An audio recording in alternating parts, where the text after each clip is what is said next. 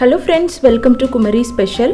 இன்றைக்கி நாம் எல்லாருக்குமே ரொம்ப பிடிச்ச பாசுந்தி எப்படி பண்ணலாம் அப்படிங்கிறத இந்த வீடியோவில் பார்க்கலாம். இந்த பாசுந்தி பண்ணுறது ரொம்பவே ஈஸி. வீட்டில் உள்ள கொஞ்சம் பொருள்கள் வச்சு ரொம்ப சுலபமாக இதை பண்ணிடலாம். வாங்க இதை எப்படி செய்யலான்னு பார்க்கலாம்.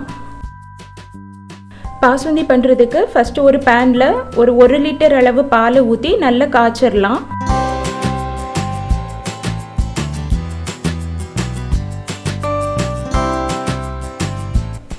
பால் கொதிக்க ஆரம்பித்ததும் ஸ்டவ்வை மிதமான சூட்டில் வச்சுட்டு ஒரு 5-6 நிமிஷம் இன்னும் கொஞ்சம் கொதிக்க விடுங்க.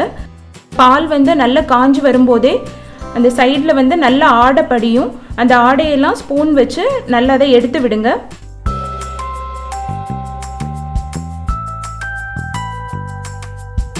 இந்த பாசுந்தி பண்ணுறதுக்கு நான் இன்றைக்கி ஒரு டின் அளவு மில்க் மெய்ட் எடுத்திருக்கேன். இதில் உங்களுக்கு இனிப்பு எந்த அளவு தேவையோ அந்த அளவு சேர்த்துக்கங்க. நான் இதில் ஒரு அரை கப்பை விட கொஞ்சம் கூடுதலாக ஆட் பண்ணியிருக்கேன். மில்க் மெய்ட் ஆட் பண்ணும்போது நல்ல ஒரு ரிச்சாக க்ரீமியாக வரும். இது உங்ககிட்ட கண்டென்ஸ் மில்க் இல்லைன்னா அதுக்கு பதிலாக நீங்கள் சீனி கூட ஆட் பண்ணிக்கலாம். சீனி உங்களுக்கு எந்த அளவு தேவையோ அந்த அளவு சேர்த்து அது நல்லா திக்காகிறது வரை மிக்ஸ் பண்ணி விட்டுருங்க. இப்போ இதில் தேவையான அளவு மில்க் மெய்டை ஊற்றி அதை நல்லா மிக்ஸ் பண்ணி அது லைட்டாக திக்கான கன்சிஸ்டன்சியில் வர நல்லா மிக்ஸ் பண்ணி விடுங்க. இது ஆல்மோஸ்ட் நம்ம ரசமலாய்க்கு செய்கிற ரப்ரி போல தான். ஆனால் ரப்ரி அளவு நமக்கு ரொம்ப திக்கான கன்சிஸ்டன்சியில் வேணும்னு இல்லை. இது அதை விட கொஞ்சம் ஊற்றி சாப்பிட்றது மாதிரி இருந்தாலே போதும். இந்த பாசுந்தி பண்ணுறதுக்கு நான் இன்றைக்கி ஒரு 1 லிட்டர் அளவு பால் எடுத்திருந்தேன். இப்போ இந்த பால் நல்லா வற்றி ஒரு 1/2 லிட்டர் அளவு ஆகியிருக்கு. இப்போ இந்த டைமில் நமக்கு பிடிச்ச நட்ஸ் எல்லாம் ஆட் பண்ணலாம். அதுக்கு ஒரு 2 டேபிள் ஸ்பூன் அளவு பொடியாக நறுக்கின முந்திரி பருப்பு, ஒரு 2 டேபிள் ஸ்பூன் அளவு பொடியாக நறுக்கின பாதாம், ஒரு 2 டேபிள் ஸ்பூன் அளவு பொடியாக நறுக்கின பிஸ்தா, கூடவே ஒரு 1/2 டீஸ்பூன் அளவு ஏலக்காய் பொடி, அப்புறம் ஒரு 1/4 டீஸ்பூன் அளவு ஜாதிக்காய் தூள். இந்த நட்மக் பவுடர் ஆப்ஷனல் தான். உங்ககிட்ட இருந்ததுன்னா ஆட் பண்ணிக்கங்க, இல்லைன்னா ஸ்கிப் பண்ணிடுங்க.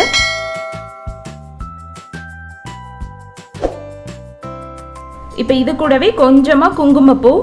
இந்த குங்குமப்பூ ஆட் பண்ணும்போது நமக்கு கடைகளில் வாங்குறது போல் நல்ல கலர்ஃபுல்லாக இருக்கும். நட்ஸு குங்குமப்பூ எல்லாத்தையும் போட்டு மிதமான சூட்டில் ஒரு 2 நிமிஷம் நல்லா குக்காக விடலாம். பாருங்க, இதுதான் கரெக்டான கன்சிஸ்டன்சி.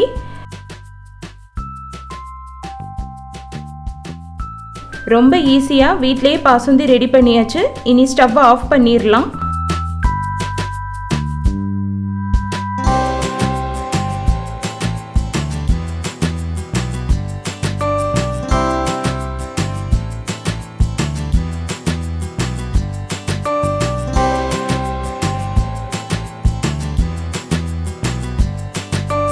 அவ்வளோதாங்க, வீட்லேயே ரொம்ப ஈஸியாக ரிச்சாக க்ரீமியாக பாசுந்தி ரெடி பண்ணியாச்சு.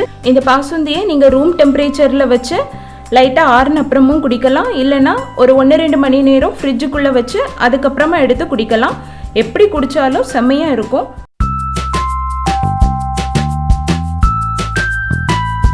ரொம்பவே ஈஸியான சுவையான மில்க் பேடா எப்படி செய்யலான்னு பார்க்கலாம். இந்த மில்க் பேடா செய்கிறது ரொம்பவே ஈஸி.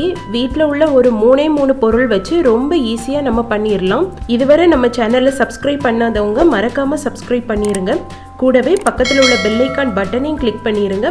வாங்க எப்படி ரொம்ப ஈஸியாக பால் பேடா பண்ணலாம் அப்படிங்கிறத பார்க்கலாம். பால் பேடா பண்ணுறதுக்கு ஃபஸ்ட்டு ஒரு பேனில் ஒரு 1/2 கப் அளவு பாலை ஊற்றி நல்லா கொதிக்க விடலாம். பால் நல்லா கொதிக்க ஆரம்பிக்கும் போது அதில் ஒரு கப் அளவு பால் பவுடரை போட்டு கெட்டி ஒன்றும் இல்லாமல் நல்லா மிக்ஸ் பண்ணி விடலாம். பால் பவுடர் போட்டதும் ஸ்டவ்வை சிம்மில் வச்சுருங்க. பால் பவுடர் நீங்கள் இனிப்பு உள்ள பால் பவுடர் எடுத்துக்கலாம், இல்லைனா இனிப்பு இல்லாத பால் பவுடர் எடுத்துக்கலாம். அது உங்களோட விருப்பம்.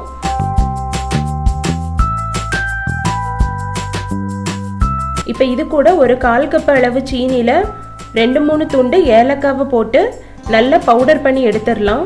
பவுடர் பண்ணின சுகரை இதில் ஆட் பண்ணி நல்லா மிக்ஸ் பண்ணி விடுங்க.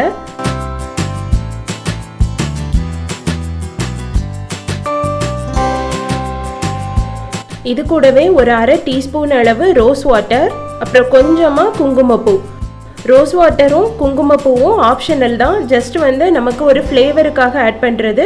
உங்ககிட்ட இருந்ததுன்னா போட்டுக்கோங்க, இல்லைன்னா ஸ்கிப் பண்ணிடுங்க. எல்லாத்தையும் போட்டு ஒரு 1-2 நிமிஷம் நல்லா மிக்ஸ் பண்ணிவிட்டு இது கூடவே ஒரு டேபிள் ஸ்பூன் அளவு நெய் விடலாம்.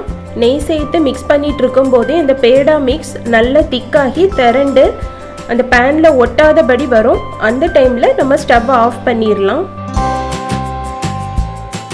பாருங்கள், இந்த மாதிரி நல்ல திக்காகி பேனில் ஒட்டாதது மாதிரி வரும். இனி நம்ம ஸ்டவ் ஆஃப் பண்ணிடலாம். இப்போ இந்த மிக்ஸ் வந்து ஒரு 10-12 நிமிஷம் நல்லா ஆறட்டும். ஆறுற அப்புறமா எடுத்து நம்ம பேடா ரெடி பண்ணலாம். பேடா மிக்ஸ் வந்து நல்லா ஆறி இருக்கு. இப்போ வந்து லைட்டாக ஒரு சூடு தான் இருக்குது. இதை வந்து ஒரு 1-2 நிமிஷம் நல்லா அதை வந்து பிசைஞ்சிடலாம். அப்புறம் ஒரு சின்ன லெமன் சைஸ் அளவு கொஞ்சமாக பேடா மிக்ஸை எடுத்து ஒரு சின்ன பால் போல் பிடிச்சி அதை உள்ளங்கையில் வச்சு சின்ன டிஸ்க்கு போல் தட்டிடுங்க. இந்த மாதிரியே மீதி உள்ள எல்லா மாவுலையும் நம்ம பேடா தட்டிடலாம்.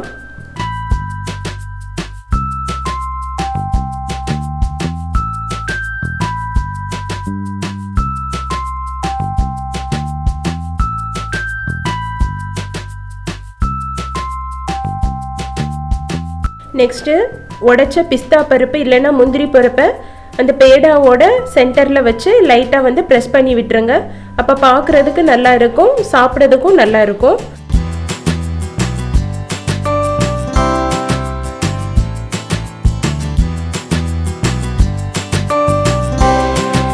அவ்வளோதாங்க, ரொம்ப ஈஸியாக ஒரு 15-20 நிமிஷத்துலேயே மில்க் பேடா ரெடி பண்ணியாச்சு.